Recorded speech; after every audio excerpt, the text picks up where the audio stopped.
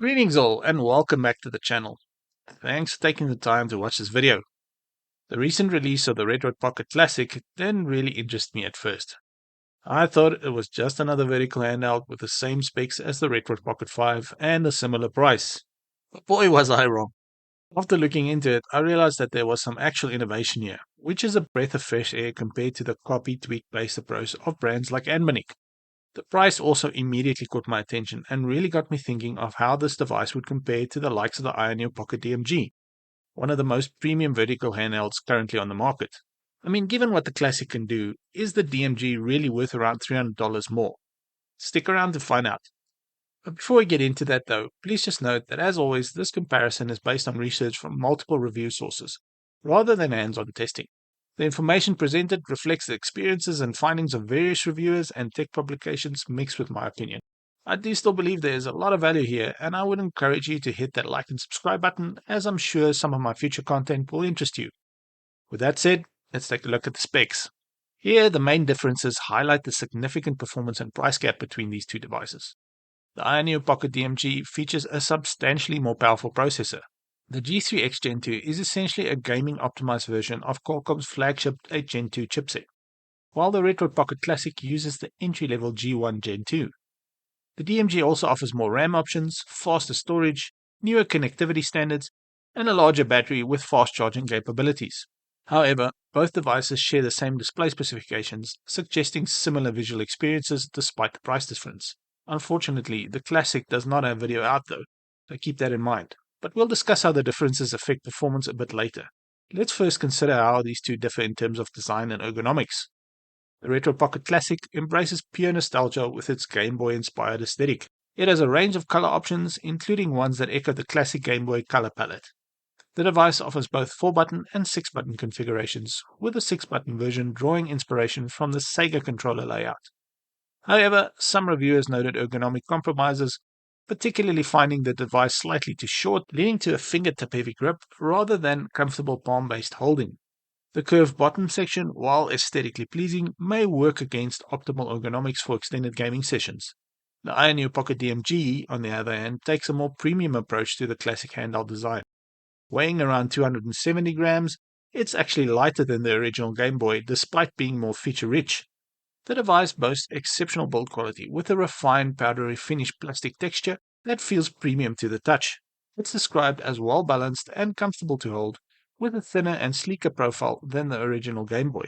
The DMG includes sophisticated touches like a volume wheel for that authentic classic feel, RGB lighting, and a fingerprint sensor integrated into the power button. The overall design philosophy prioritizes premium materials and refined aesthetics over pure nostalgic mimicry. But enough said about that though. Let's consider the performance on these two handhelds. In regards to this, the Retroid Pocket Classic excels with systems that match its control scheme and processing capabilities. It delivers excellent performance for older 8 to 16-bit systems, and these really pop on that OLED display. The device handles PlayStation 1 games at 4 to 5 times resolution and can upscale N64 and Dreamcast titles to 1080p while maintaining smooth performance. For more demanding systems, the Classic shows its limitations though.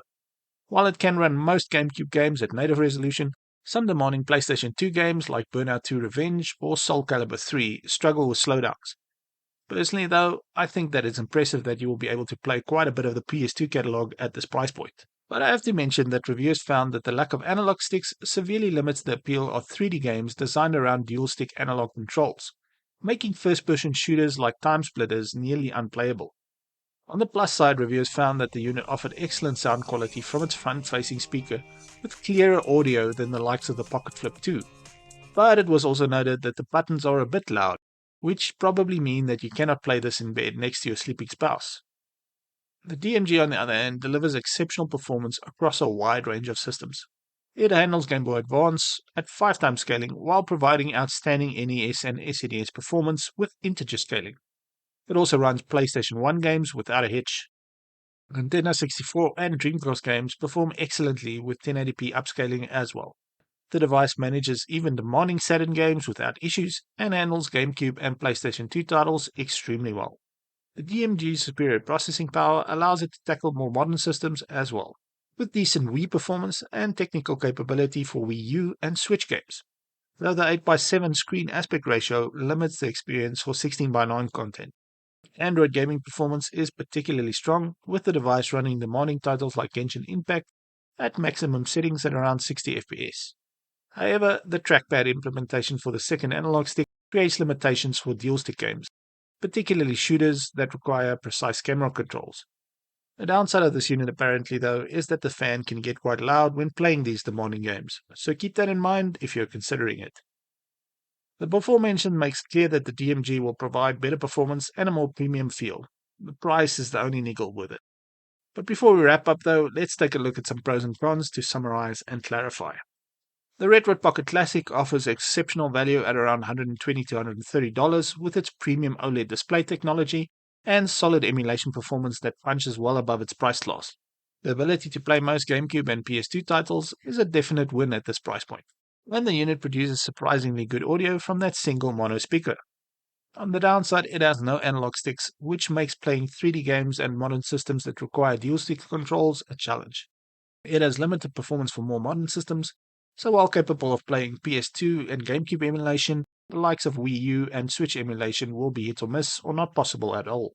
It unfortunately also has loud operation, with the button presses echoing in the hollow shell, which some may not like. The Ayaneo Pocket DMG, on the other hand, has premium build quality with exceptional materials, refined design, and attention to detail, which makes it feel like a luxury gaming device. It has powerful performance with the G3X Gen 2 processor handling demanding emulation and modern Android games with ease. It also has versatile control options, with that innovative trackpad implementation providing a second analog input. On the downside, it has a very high price point starting at around $419 before shipping and reaching $579 for its premium models. So it's very expensive compared to the alternatives offering similar functionality. The trackpad replacement for a traditional right analog stick creates suboptimal experiences for some dual stick games. And that loud cooling fan creates significant noise, especially in high performance modes. To conclude then, the choice between the Retroid Pocket Classic and the Ayaneo Pocket DMG ultimately comes down to budget, intended use, and performance expectations. The Classic's ability to provide premium OLED gaming and play a lot of the GameCube and PS2 catalog is surprising and welcome, even though its limitations become apparent with these systems. The Ayaneo Pocket DMG, on the other hand, targets users who want the best possible handheld gaming experience and are willing to pay the premium prices for it. For budget-conscious retro gaming fans, though, the Retroid Pocket Classic offers exceptional value and performance, and I would argue that the DMG does not really make up the $300 difference in terms of additional performance and features when compared to it. Yes, it's more powerful, and much more premium, but personally, I don't feel like I can say it's worth almost $300 more at this stage. You may differ from me, and if you do, let me know what your thoughts are in the comments below. I'd love to hear your point of view. If you're thinking of picking up either of these, I will have links in the description and in the comments. And if you want to know more about the Ayaneo Pocket DMG, you can click on the links on screen now for one of my other videos on it. That's it for this one though. Have a nice day, and I will catch you in the next tech update.